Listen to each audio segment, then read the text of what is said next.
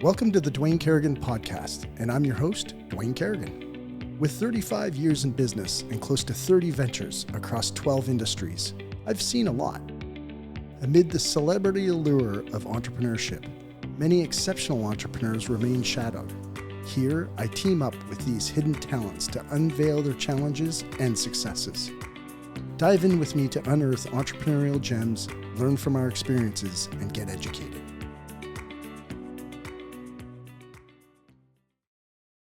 Hey everybody, welcome to the show. Ron Tite, this is the second conversation that I had with Ron Tite.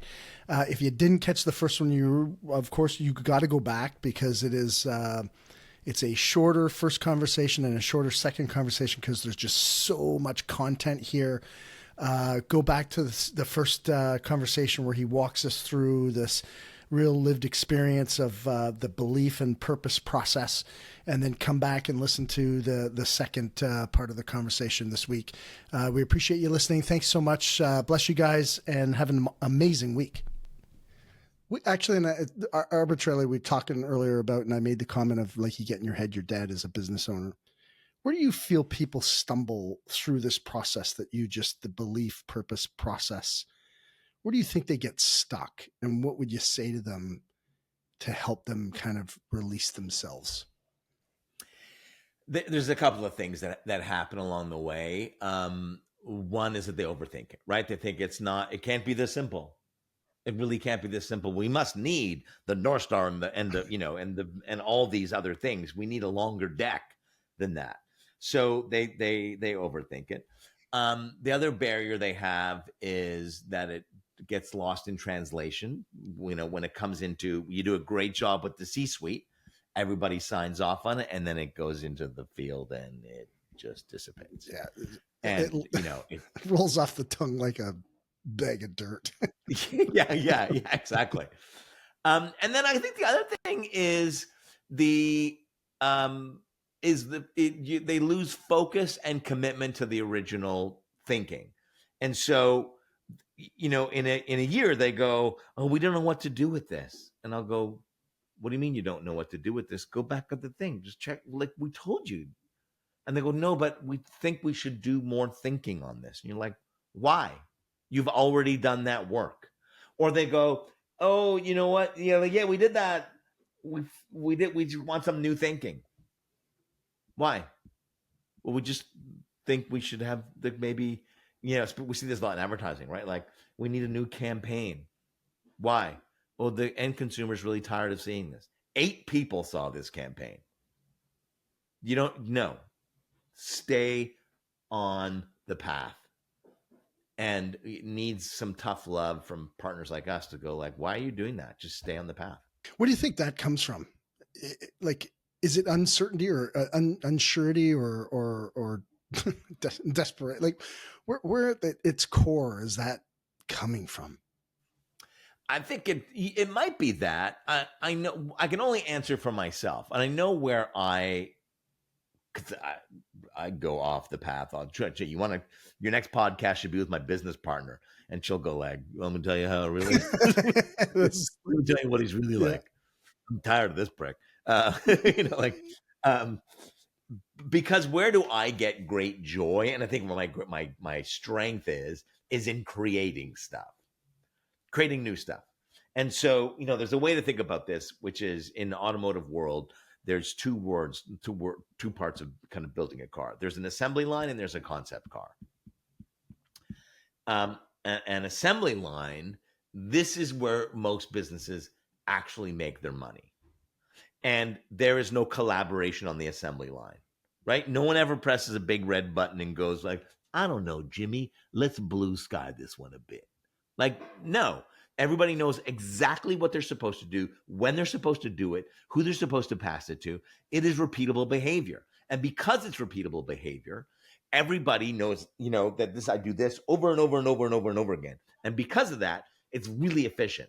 I've sucked out all the inefficiency, and I guarantee revenue, I guarantee margin, I guarantee quality at the end of the assembly line. I guarantee all of that.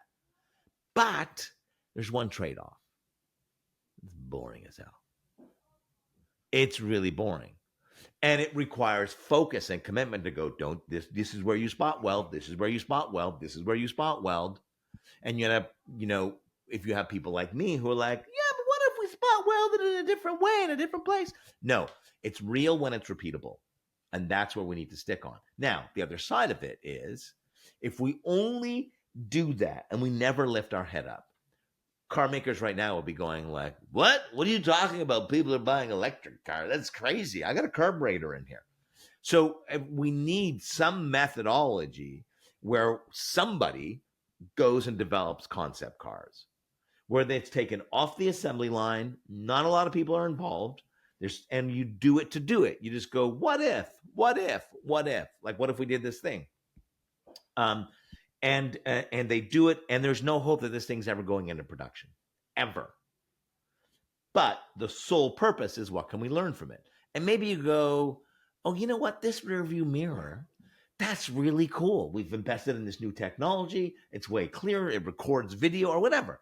Let's take that and let's move it onto the assembly line, because now we know there's an expectation of how we can integrate it in a really seamless and efficient way. And we hand this off to our colleagues who are better at the assembly line. So we either in organizations have people who don't want to be on the assembly line because they think that's boring and they think they should always be inventing. Or we have inventors who don't want to hand it off. They don't want to give it to somebody to execute and to make profitable and to ensure that the process is followed and the steps are followed along the way. So I'm lucky that my business partner Robin Whalen is where she excels. And it took us a while for us to get that handoff right. And for me to stay out of it and go like, I'm not going to comment on that because she's the one that's going to make us money. I'm not going to make us money. You need showmanship and salesmanship, but we got to make money. We got to stay in business. And that only comes when we deliver what we deliver in a really profitable and efficient way. Yeah, so we call that chasing shiny pennies. It reminded me of when you were talking about the movie The Elf. Yeah, the movie Elf. That's what popped into my head. I don't know why when you were explaining it, but I was like, that's that guy. He's like everywhere. Oh my God, look at this! Oh, look at this! And but it's true. I love how you kind of put that into context in terms of the automobile industry. There's assembly, and then there's concept cars, and so business owners really need to understand and be aware. I mean, I've seen so many business owners torpedo their business because they wanted something new and something flashy, or, and the old, consistent, boring, as you said, is just that. And they think they've got to reinvent the wheel sometimes. Yeah. If you're all concept car and all ideas and all innovation, you go bankrupt. If you're all execution, you're all assembly line, you become irrelevant. And it's that balance between the two of integrating new thinking along the way that innovates in a really responsible way. And it's different for every business and every category in terms of how you execute against that. But that's why we have leaders to figure that out. Yeah. So, well, I mean, now we're kind of like, to me, I feel like we're edging on this, that we're on the right edge of a conversation of culture here. Like, that's kind of one of the things that kind of popped in my head was when we were just talking about this assembly versus concept, and where does this apply, or how would you kind of blend this into culture and the caution of culture and the importance of creating the right culture, because these are where these decisions can get poorly made. 100%. I love when I think of culture, I think of Roger Martin's great line, that culture is the inner playbook that says this is how we do things around here. This is how we do things around here. And so either we do these activities in a collaborative way, in a responsible way, in a transparent way, or we do them in a way that is political, or we do them in a way that is selfish, or like how do we do that? And that's the culture we get. It's that inner playbook that's like, this is how we do things around here. And so I think culture is, I think, I come at stuff through a marketing lens because I'm a marketer by nature and by trade. But I think that one of the the biggest advancements we've seen in marketing. There's not a lot of people who do it, but it's that where the CMO, the chief marketing officer, reports into this chief human resources officer, or vice versa.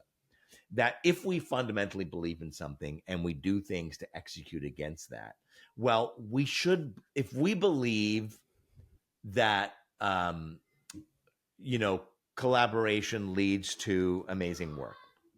So we collaborate with a wide variety of stakeholders to create the best couch in the world, like whatever. Well, we should also believe that on the inside. That if we believe that the backyard is the best place for a family to have great memories, we should hold meetings in backyards. You know what I mean? Like we should believe the same thing for our employees as we believe for our customers, and we should apply that. And so, if that is true, and those beliefs extend inside the organization, then those beliefs should be at the heart of our culture. And if those beliefs are at the heart of our culture, then we should recruit against those beliefs. And we should train against those beliefs. And we should compensate against those beliefs. And we should do whatever we can do to give our people the tools that they need, the training they need, the empowerment they need to create a customer experience where that brand belief comes to life. And I think this is the danger of marketing, where the most powerful marketing now is consuming a product or using a product that simply solves a problem that nobody else does. And those brands, they don't need advertising as much. Advertising is really just a tax on people who don't have a great product. The product should speak for itself over time, patient enough. And so the external message or the external promise of what we believe and what we do to reinforce it, that's the easy part. Like, if we've done our work strategically, that should be the easy part. And yet we put way more money into our external messaging than our internal messaging. We put way more effort and we pay way more attention to our external messages, and we're building businesses that are solely focused on acquisition and not retention. And so I think that it should be the other way around, and we certainly try and convince clients of that when we work with them, even as that we're responsible for external messaging. When you guys work with a company, like, are you doing both sides of this? Like, this is a really interesting point you're making about, the amount of money that we spend. I mean, it made me think about a guy came to me. He's losing money in his business. He wanted some help. I know him really well. So I just help him out. But when you said that, I went, his budget would be probably 20%, like his inward budget of training and culture building, or around, like all those things that you kind of really wrapped around beliefs, which I got: brand, training, culture, recruiting. I might have missed some. But he's probably spending 20% of what he's spending on his external marketing, social media, advertising budget. And it's an interesting distinction. Yeah, and the reason that is because people are playing the short-term game. And again, if you're going bankrupt, you need to play the short-term game. Like, you need to just get the revenue in. But it's certainly, board culture for larger organizations, which have now that's what's kind of filtered down into small organizations. But board culture is we do quarterly, like we want quarterly dividends. And so we live quarter by quarter. And so one approach is a more patient, long-term approach, and where you're just driving sales in a really efficient way because you've got all the foundations in place. If you don't have the foundations in place, then you're chasing sales. And what is the best way to chase sales is to advertise. And while you're advertising, the best way to make that advertising effective is to make it more urgent, and to, why don't you slash 20% off your fee, off your price, have a liquidation sale. There you go. So what we've seen is this ramping up of urgency messages. Some conditions apply. Supplies will while supplies last, and limited time offer, and all that kind of stuff. That is only because business leaders need immediate response to that messaging to meet some quarterly metric that someone is expecting to see. And so we just get caught in that. And when we do it this quarter, guess what? We have to do it next quarter. And if we do it next quarter, we got to do the quarter after that. And so we end up in this cycle of short-termism where all we're doing is our entire business model is toward chasing the next sale. And we don't bother to build the foundations. And I'm not saying you don't have to flip the switch on it, that we can do a more dialed approach where let's take 5% of our budget and we're going to invest in getting the foundations right. I'm going to pause this right here. Yeah, no problem. Can you hear what I'm hearing? Yeah. I think it's awesome. You can hear the kids. It's okay. Yeah. It's fine. Hold on. Yeah, that's right. School's out. Woo! I remember those days. It's so awesome. It is a PA day. Oh, awesome. So normally I'm just in the basement and I've totally forgot that my kids were going to be here today. How old are they? Well, and you can include this in the podcast. I'm 55, but my children are 5 and 7 years old. Oh, you are in it, bro. Oh my God, man. Oh, that's awesome, though. Happy to re-record. No, not at all. It's all a great part of the story, man. This is listen, totally. We're all doing it. It's so funny, pre-COVID, everybody just seemed to be so tight about that shit. And that was one of the benefits of being in COVID. And there's, you're meeting with business people and they're, it's like, it's a president of an organization. And all of a sudden his kid crawls up on his lap or his cat walks across through you know what I mean? This just happened last week. And again, and you can include all this. Yeah. I was presenting when we present a strategy, we're talking like 120 pages kind of thing. And so I was in a virtual call with clients and their board and CEO, and everybody is in this. And it was just me presenting because our director of strategy was on holidays, and I was presenting the whole deck. And the kids came home from school, and they ran into my offices in the basement, and so they came into the basement, and I hear the door, and I'm like, oh no. And the 5-year-old walks in, and he literally comes over and he sits right, his little head pops up right here. And I could see like my partner and other people at the church and stage just going like, oh no. And I just politely said like, I'm going to come up in half an hour when I'm done. I'll see. Okay. So he leaves. Then I hear the 7-year-old coming, and we all react somewhere. And I go, Matt, Daddy's in a presentation. Can you please close the door? And Max goes, but I drew you something. Oh, that's awesome. And I go, okay. And he comes over and he hands it to me. And it's a little picture of me, like a little stick figure. And then he goes, turn it over. And I turn it over and it says, Daddy, I love you so. Ah, man, that's it. Good luck. That's it. And I was like, that's what this is all about. All of this is all about that. Anything else. Yeah. You know what? If somebody doesn't want to take a pitch because that interrupted their thinking or whatever, then you probably don't want to do business or need to do business with them anyways. That's how I feel. Yeah. Good for you. Well, listen, this is part of what we're talking about, right? This is what it's all about. This is there's also on the other side, when you're a business owner, there's another, purpose of having the business and going through the fires of hell some days, to provide for the family, but to lead by example and create those opportunities. And that's awesome. I love it. And that's why I love like listening to the kids screaming in the background. It's amazing. So, okay. We were talking about short-termism and kind of like discounting and price dropping and conditions and all that stuff. And a brand popped in my head, and I'm not going to mention them, But a few years ago, you could see them starting to like really discount because that's what the competition did.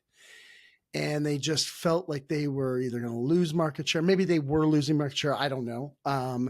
But there was this, and sometimes I think it's based on fear, and maybe and of course strategy. I get it. Like these the loyalty programs. I mean, they're amazing, but they're expensive. And so I'm curious, to get your thought process on like, the any of the science or thinking behind some like discounting and not discounting and the competition. If the competition's doing it, should you be doing it? And it just popped into my head as you were talking about that stuff. I think it'd be valuable. Yeah, I mean, I think when you're comparable to the competition and they do it, then you're going to have a short-term problem. And if they always do it, then you're going to have a short-term problem or you may have a long-term problem because what they've fundamentally done is have said to be an acceptable member of this category. Like there's these kind of expected behaviors that exist, right? The acceptable set within a category, which is like when I look at telephones, at smartphones, I look at these three. And if a new player wants to come in, like this is what I need. Like I need it to be able to provide some apps. I need it to be a phone. I need it, like those are the things I need. Now, if I have the same features as everybody else, and one product has invested in technology that drives down their operating costs. Well, now they can afford to offer it, making the same margin at a slightly lower price. And if I haven't invested in the same way, but I have all the same features and skills and feature set that they have, that I'm basically comparable to them, and I've invested nothing in brand, that I've just been kind of keeping up with the competition. I got to cut my price because there is nothing in my brand or in my product that would justify a higher price. Even though I'm not gouging anybody, I just haven't invested in anything to drive my margin or to increase my margin. And so I got to do it. But where they're maintaining their margin by cutting their price, I'm eating into my margin. So my long term doesn't look good because I used to make 12 points. Now I make 4 points. And if I only make 4 points, well, now I can't spend as much on research. I can't spend as much on innovation. I can't spend like whatever. So if we fix the foundations and the fundamentals of going, yeah, they're going to cut their price. I don't care because you know what? I built up a brand of a really quality product that uses premium ingredients or premium features, and people will pay more to have my products. I don't compete against those than those people. And as far as I'm concerned, they're telegraphing that they're cheaper by cutting their price. They have to cut their price because they can't compete with me. Right. It's just it's both foundational and kind of fundamentals, as also with mindset. I don't consider them competition, so I'm at a different price. Can you expand a little bit on brand? Because it was one of the 4 things that I wrote down that you had kind of talked about in relation to the beliefs, the recruiting culture, training, and then brand. Do you mind just maybe expanding a little bit on brand and the concept of quality brand? Like, I think a lot of people think like, oh, branding is, I gotta spend $250,000 re-lettering my trucks or trailers or the outside of my restaurant or whatever the hell. It's like I got to come up with a new logo that is gonna, somehow miraculously gonna drive revenue by 20% because I spent $1 million getting a new logo. Like, can you just? I would love to hear your perspective since you brought brand up, and I think it'd be valuable. Yeah. So I think you're right. People think brand is color palette logos and stuff like that. And there's really a part of it, but that's really not what brand is. I think great brands are brands that fundamentally align what you think, what you do, and what you say. So a great brand has a core purpose, a fundamental belief that's behind it. They believe in something that goes beyond the thing they sell. Secondly, they actually live it. We're at an all-time low of trust in the world. And so there are far too many brands who have promised things or state that they fundamentally believe in something, but then you find out the product is crap or they actually don't live it, and trust goes down. So they believe in something more, they actually live it, and then the third part is all that other stuff. So how do they talk about it? So the say part is really, and when you believe in something more and you live it and align your actions to reinforce that, not only is that worth talking about, it's stuff that people want to hear. Now, when you get to that, you can use that part to help distinguish you from others in the category. So if your purpose is, well, it's kind of in line with everybody else, and we kind of do the same thing as everybody else, well, the say part can really help drive competitive difference because you talk about it in an interesting way, or you're completely transparent in how you talk about it. The problem is that if all three are the same as everybody else, we believe what everybody else believes, we do what everybody else believes, and we use the same bloody language, and the same stories and the same palette, like everything. Well, then why am I choosing you? Like, I just don't get it, let alone why am I paying a premium? So great brands are the ones like, we believe something that nobody else believes.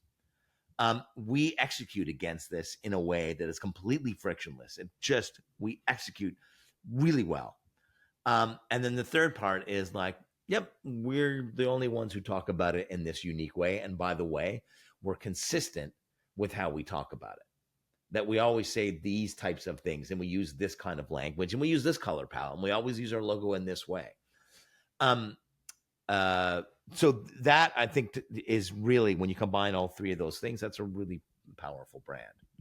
If you look at Wealthsimple as a brand, we do a lot of work in financial services. Wealthsimple came onto the scene, and yes, it was a robo-advisor. So there was a fundamental belief there, and they weren't a client, so I don't know how they articulated it, but it was probably something, that we believe that investing is that we need to talk about money in a way that's never been talked about, or we need to be honest about money. So what do? Well, we allow people, to invest their funds without paying, ridiculous commissions because it's a robo-advisor. And then how do they talk about it? Well, they talked about money in a way that nobody else talked about, because all the banks basically said the same thing about investing and retirement. It was all like, that's right, you're going to hit 55 and you're going to want to surf on a beach. And Wealthsimple was the first to come in and go like, can we have honest conversations about money? Like, can we really have an honest conversations about money? Because that's this glorious end game of money that doesn't exist for most people. Can we talk about how money completely stresses people out? Can we talk about how we place too much emphasis on money? Like, so they by changing the language and the conversation about money, they reinforced that they had changed the product about money. And so it was completely aligned. And then it was time for a fresh take on money. Then if it's time for a fresh take and a fresh product and a fresh approach on money, then it's probably time for a fresh conversation on money. And they did it. Yeah. And so this, to me, I'm relating this back to like your first book, Think, Do, Say, and that misalignment in any of those three areas then creates this gap. And then the gap is really what it sounded like to me in this conversation was, well, the gap then actually looks like a brand that's not trusted. And I don't actually know if you actually say that in the book. That's just what I drew from this conversation. Sorry. That's a good memory on your part, though. Yeah, it's called an integrity gap. And the integrity gap is like, something's out of whack here. You've promised something, but you don't actually live it, or you live it, but this communication is totally out of line with what my real experience. And that can be, sometimes the experience is so amazing, but the communication shit. And so people are like, this just doesn't align. There's an integrity gap between the actions and the communications.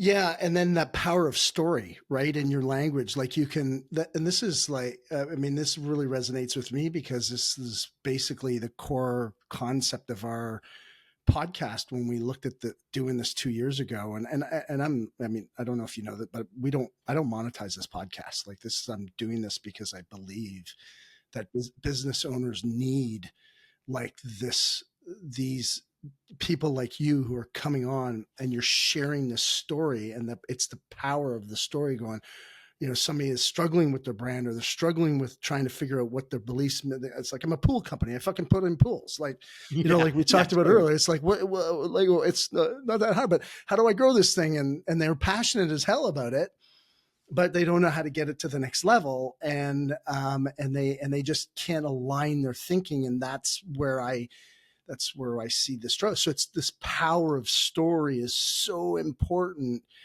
because that is how we relate emotionally. Is that kind of the message? Like, yeah. Well, stories can be really effective inside and outside.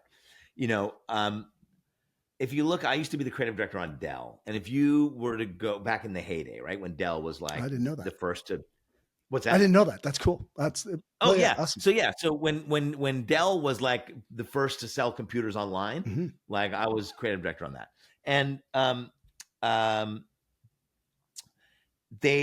when you would go into Dell and you'd say, hey, how did this company start? Like, I don't know anything about this company. And everybody knew the story. They're like, when Michael Dell was 18 years old at the University of Texas, living in the dorm rooms, he was designing and building computers for people because he felt that people were paying for components that they didn't need. And so he decided to build custom computers so they only got what they really, really wanted. It was really efficient. Now that drove everything inside that organization. That one origin story of eliminate the middleman, only pay for what you want, only pay for what you need. And so when we did the advertising, do you think we did long, flowery language with a lot of descriptors? And no, double your memory, double your hard drive. Like, it was direct, because Dell was direct. It was be direct. Was like, you can buy these computers direct. So if we're going to say you should be direct in your purchasing, we should probably be direct in our language. But that story of how he started the company, that origin story, that drove all that entrepreneurial activity. That was the strategy. It was all based on the story. So so that is one story inside the organization.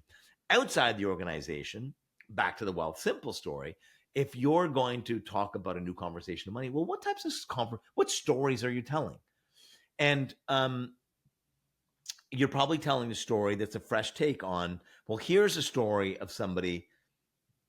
It's a story you've never heard, because we've all heard the story of the person who got to retire at 55 and go surf in the beaches of Hawaii. What's a different story that we can hear? The last part where story becomes really important is, do you remember the movie The Usual Suspects? Oh, yeah. Yeah, that's an old one, but yeah. Yeah, it's an old movie, right? So it's a great movie. But when Bryan Singer, who's the director, was at Sundance on his previous film, they said, "What's your next movie about?" And he said, "I don't know. All I know is that it's about 5 guilty criminals who meet in the same police lineup." And that's the poster, right? It's the 5 guys in the police lineup. And everybody said to him, "That's impossible. Doesn't happen that way. It's always 1 guilty person and 4 innocent people in a police lineup. Never works that way." And he said, "All I need to do to make that true is to write the story that gets me there." Mm. So I think story can be a great way of, because often we think of stories of the stuff that has happened, right? Let me tell you a story about something that happened in the past, opposed to let's write a story about the future. And if we have a vision of where we want to get to, what's the story that has to get us there? Let's just tell that story. So, the way to present great thinking or strategic vision for an organization is not to go, in 2030, we're going to have 30 billion by 2030. It's 33B by, it's like, picture it. The year is 2030. Oh, you wake up on a Monday morning, or a client wakes up on a morning, and they have just consumed a yogurt that has ingredients like they've never tasted before. And they've done that because we've invested in technology, like blah, blah, blah, blah, blah, right? Like, you can just tell that story in the future. And I think that's an underutilized use of story. I 100% agree with that. I mean, that's a great way to really, if you're struggling to create your vision, it's a great way to kind of pull that out. To write the future story. Yeah. What does it look like 30 years or 20 years or whatever the number is for any business owner out there or leader, or what does it look like 10 years from now? And let's write that story. Future pacing, basically what you want to happen. Yeah, exactly. Oh, I love that. I love it.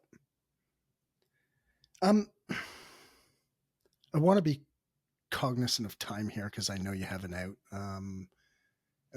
Really, really soon. Sorry. Sorry. I would. So if we could rip back to sum up, like just to conceptualize for people, if we have extra time, great. But go back to this pool guy, this pool company, and we want to wrap this all up because we talked about belief and the statement of we believe this, so we do this by doing this, and then using belief to drive your brand, drive your training, drive your recruiting, drive your culture. And then if we take your first book, Think, Do, Say, and what else would you add from that book in order to help people through this process of really kind of conceptualizing for themselves what this might look like? And then ideally, in second question then would be, how do they do it? Some of these businesses can't afford a big firm, they're not at that place yet. But what would be the next tips for them to get this really started and actually happening? Yeah, like I realize that, and we're developing, and this I'm not pitching this to your listeners. No, pitch. Listen, if it adds value, pitch. That's yeah. There's a we saw that, and we're like, I think we need a course, so we're developing a course that'll launch in Q1 on like, hey, here's a DIY approach to it. But I mean, it really is as simple as that. Like, I think the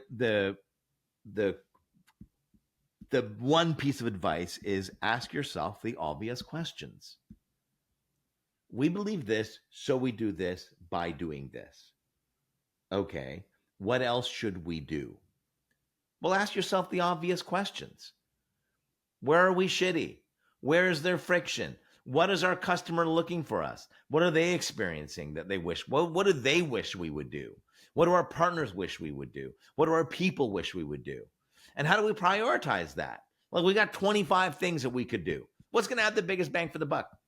Like, what can we execute tomorrow? Like, what are the priorities? And then, in the what else could we do, and how are we going to ensure that we do it? So, what are the barriers that stand in our way? And how do we eliminate those barriers? Like, it is asking yourself those really simple and obvious questions, as long as you give yourself an honest answer. If you go, what's the barrier between us doing that? Trust me, Dwayne, the number of times I've had to go like, I'm the barrier. I'm the barrier. I know I'm not going to do it. Okay, if you're not going to do it, why aren't you going to do it? How do we backfill so that you don't do it when you don't do it? How do we outsource it so that somebody else can do it so you don't have to? Like, it's just, you need to be really honest in your answers. And don't give yourself the answers you want to hear. Give yourself the answers that exist. Where do people go? I mean, that's a really good point, because it's like, one of the things that I try to focus on is I like to have people around me that will tell me that my breath stinks, that are not just, going, oh yeah, oh, that's a great idea. Oh yeah, you signed that bottom right-hand corner of this, 4-inch by 8-inch piece of paper that, and then just, but it's like, more than ever, it's like, and I always tell my wife and I work together. She's like my conciliary, and I always say, like, babe, I'm going to ask you this question, but I don't agree with me. Like, I want to hear what you really have to say. I think that, people, you need to have somebody around you that is going to tell you your breast stinks. 100%. I got to get you back on, bro. This is awesome. Yeah, I'd love to come back. Because I got a lot of questions about AI, this do-it-yourself educational thing. I really super appreciate you being here. Thank you so much for your time. This has been an awesome conversation. I'd love to have, if you're ever interested in having a deeper conversation, I'd love to have you back on the podcast.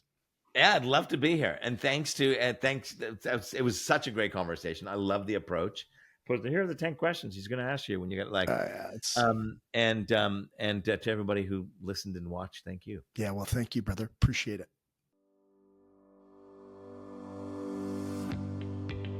Thanks for listening. I appreciate you being with us. If you found value in the show and know a friend or a coworker who could benefit from the conversation, please share the link via text or on social media. Remember, each share creates a ripple effect of knowledge and inspiration. We'll see you next week.